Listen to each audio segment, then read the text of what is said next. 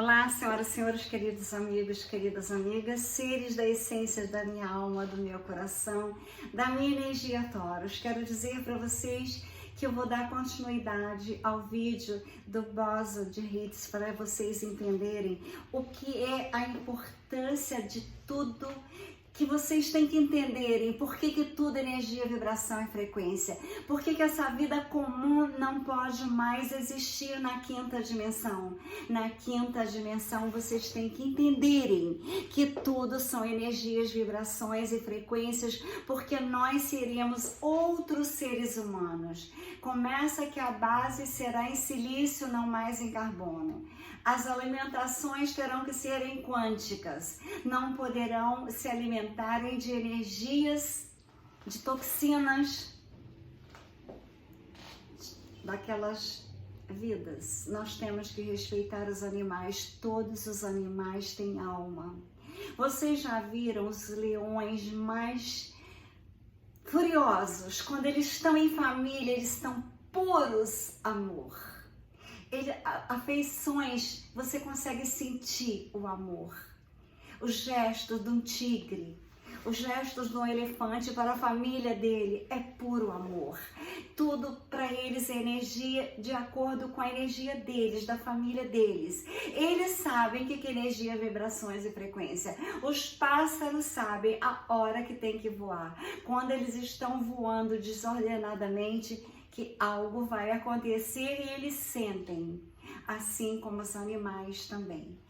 Tudo, então, é falta de conhecimento, é falta de ensinarem nas universidades as verdades da vida, é falta essas instituições religiosas ensinarem que tem um Deus sentado no trono de barba branca, enorme, que ele é pai, que ele, sabe, castiga. Isso não é o verdadeiro Deus. O que é Deus? Deus é pura energias, vibrações e frequências, e Ele está em todos nós, e quem não vibrar em amor, energias de amor, não adianta orar em igreja nenhuma. Não adianta fazer novenas. Se vocês não vibrarem em amor, o Deus do amor, Ele perdoa. Mas Ele quer que vocês saibam o que é o amor e que vivam em amor. Então, a importância de conhecer a física quântica, que não é ensinada nas escolas, que não é ensinada nas universidades ainda, mas que terá que ser. Então, o Boson de Hits, que eles agora, os cientistas falam que é a partícula de Deus. Vocês verão esse vídeo.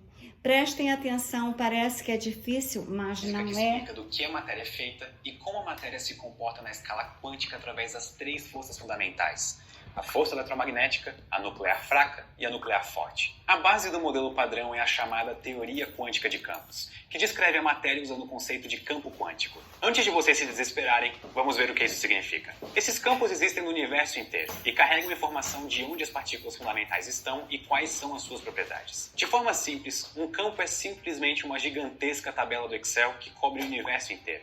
E cada célula da tabela tem um valor que corresponde a quantas partículas existem naquela região do espaço. Ou seja, se o campo de elétrons tem o valor 1 ao redor de um átomo, isso significa que esse átomo tem um elétron. Se o campo de quarks tem um valor 3 dentro de um próton, isso significa que os prótons são formados por 3 quarks. E os campos também determinam as propriedades das partículas. Por exemplo, todos os elétrons têm a mesma carga elétrica.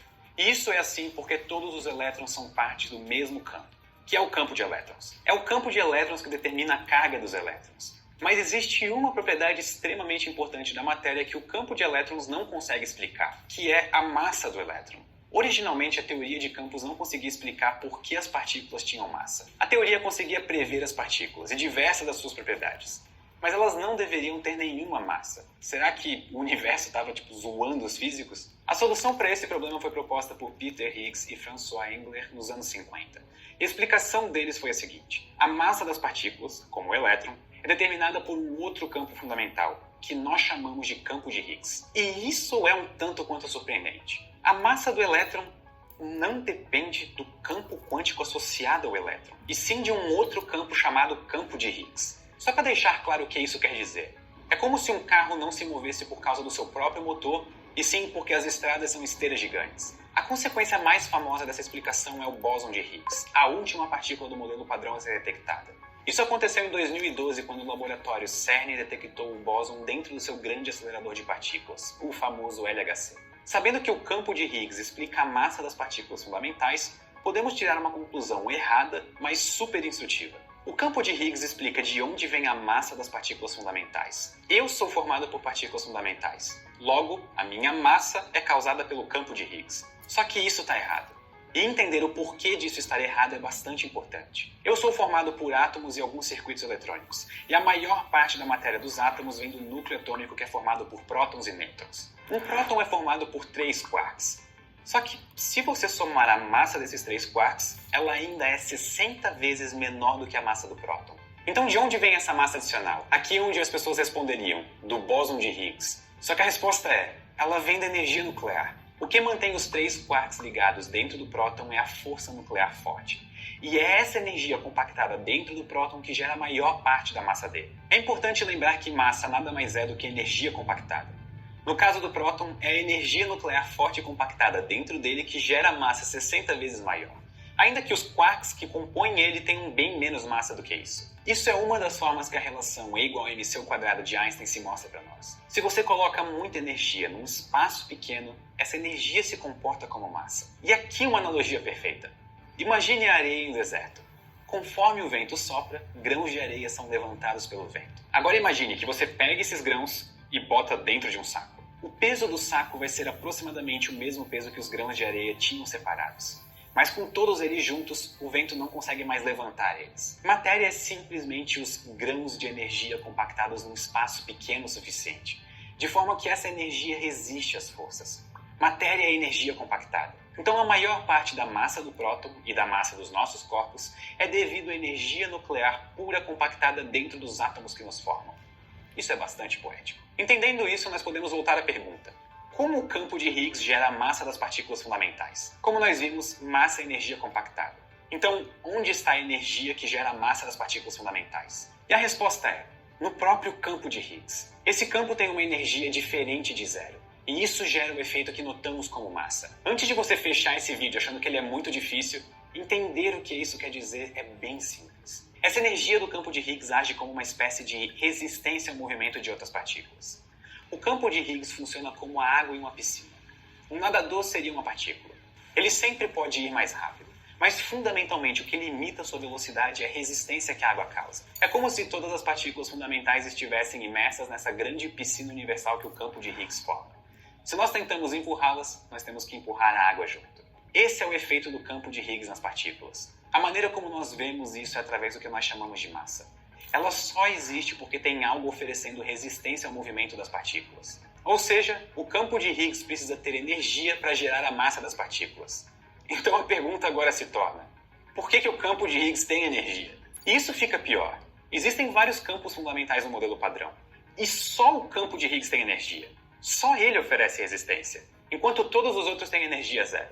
Por que isso acontece? A exata razão do porquê o campo de Higgs ser o único campo com energia não é bem entendida. Mas tentar entender o que aconteceria se os outros campos também tivessem energia pode nos ajudar a entender melhor o efeito do próprio Higgs. Os campos responsáveis pela matéria todos são teoricamente forçados a ter energia zero.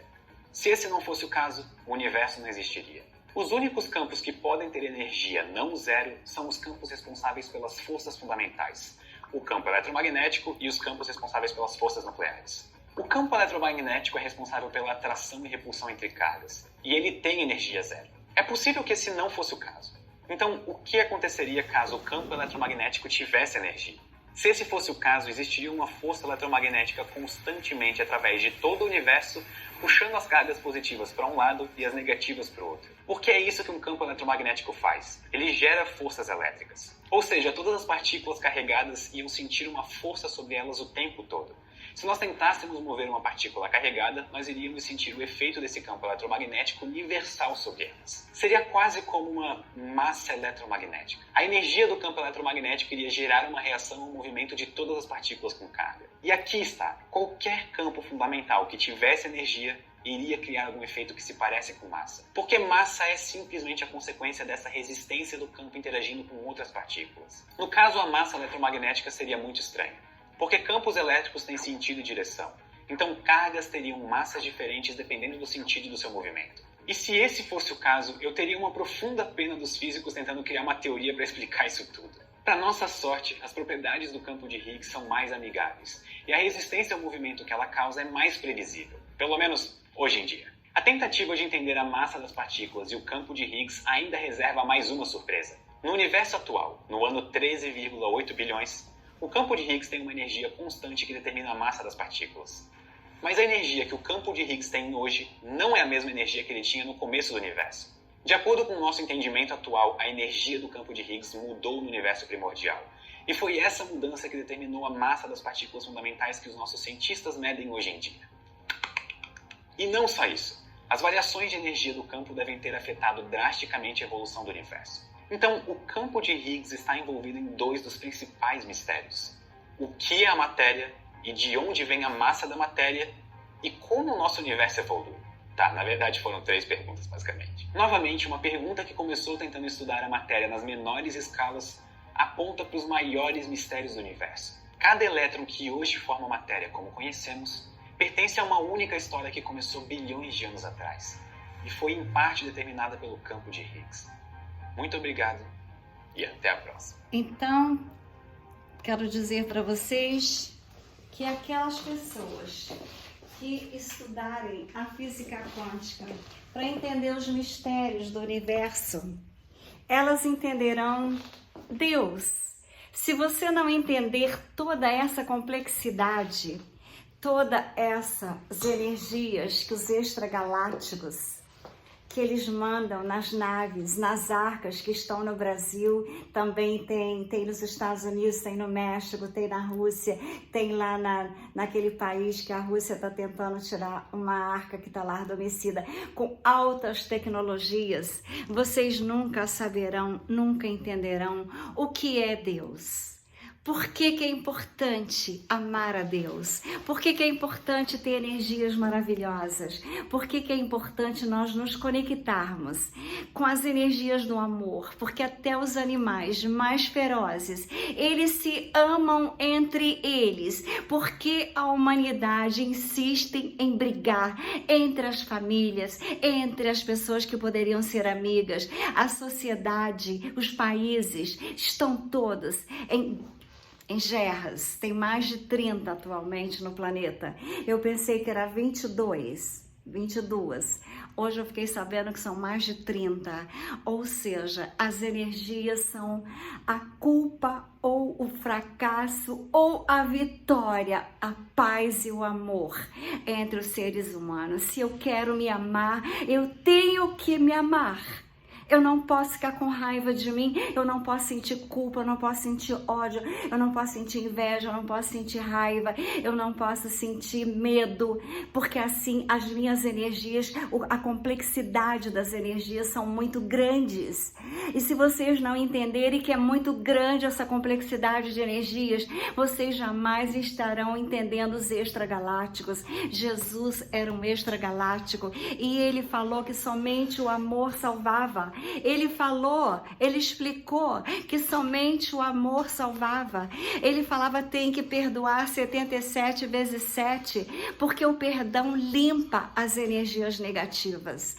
Julgar as pessoas, vocês não devem julgar, porque às vezes a pessoa fala uma coisa porque ela não estudou, ela não sabe. Então não julguem aquelas pessoas que ainda não entenderam o que é a vida, o que são energias, o que são vibrações, o que são frequências.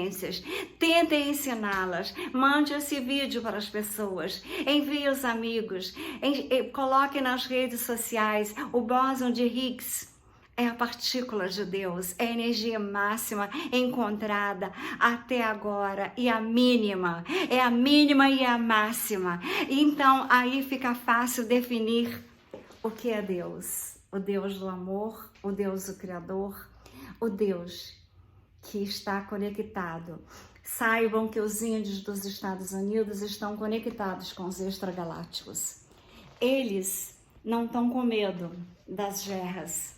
porque eles sabem que eles existem e eles sabem que eles estão aqui para salvar o planeta Terra, salvar a humanidade, para nós irmos para a quinta dimensão.